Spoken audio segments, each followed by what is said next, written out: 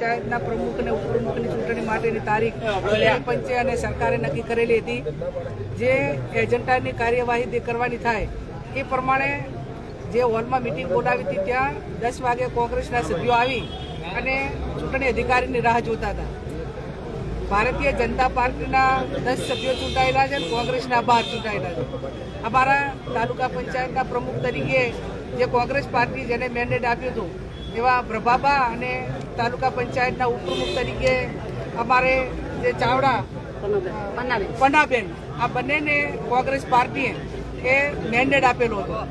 Bharatiya Janata party પાસે બહુમતી ન હોવાથી એમને કોઈ પણ ભોગે આજે ચૂંટણી ન થાય એના માટે કરીને સરકારના જે અધિકારીઓએ જેને ચૂંટણીની જવાબદારી આપી છે એસડીએમ એમને ભારતીય જનતા પાર્ટીના સભ્યોને અંદરો અંદર એકાબીજાની ઝઘડો કરવા માટેનો પ્રયત્ન કર્યો અને માત્ર બહાનું કાઢ્યું કે કાયદો અને વ્યવસ્થા એ જળવાતું નથી એટલે અમે ચૂંટણી મુલતવી રાખીએ છીએ અને 27 તારીખે ચૂંટણી કરવામાં આવશે. હવે નાના મોટી જે કાંઈ એમની વાત અને ચૂંટણી મુલતવી રખાવવા માટે અંદરો અંદર એકાબીજા એ ભારતીય જનતા પાર્ટીના સભ્યો ઉશ્કેરાણા છે. કોંગ્રેસના 12 સભ્યોને આને કોઈ વસ્તુને લેવા દેવા નથી. છતાં પણ એમને જે પ્રજાએ બહુમતી જેણે આપી અને જેણે લોકોએ ચુકાદો આપ્યો એ એમને પચતો નથી. ક્યાંક ને ક્યાંક ભારતીય જનતા પાર્ટી લોકશાહીને માનતી નથી.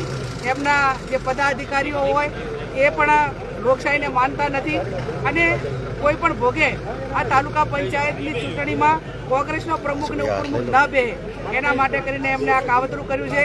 અમારા માજી ધારાસભ્ય શિવાબા, અહીંયા કોંગ્રેસ પાર્ટીના હોદ્દેદારો ભરતસિંહજી વાઘેલા, નરસિંહભાઈ, તમામ કોંગ્રેસના કાર્યકરો અહીંયા ઉપસ્થિત છે અને અમારા 12 સભ્યોએ ચૂંટાયેલાએ નક્કી કર્યું છે કે જ્યાં સુધી ચૂંટણી ન થાય ત્યાં સુધી અમે સભાખંડમાં બેસીશું અને અમે પણ જ્યાં સુધી ચૂંટણી ન થાય ત્યાં સુધી અહીંયા તાલુકા પંચાયતમાં બેસીશું અને સમગ્ર બનાસકાંઠા જિલ્લો હોય, વાવથરા જિલ્લો હોય એ તમામ કોંગ્રેસના કાર્યકરોને હું વિનંતી કરું છું કે આજે લોકશાહી બચાવવાની જવાબદારી આ દેશમાંથી અંગ્રેજોને બહાર કાઢીને ગાંધીજી, સરદાર વલ્લભભાઈ પટેલને કોંગ્રેસના નેતાઓએ આ દેશને આઝાદી આપી છે અને આઝાદીના ભાગરૂપે એ દેશને લોકશાહી મળી છે અને આ લોકશાહીનું પતન કરવા જઈ રહ્યા છે. ત્યારે આમ પ્રજાની જવાબદારી છે લોકશાહી બચાવવાની, કોંગ્રેસના કાર્યકરોની જવાબદારી છે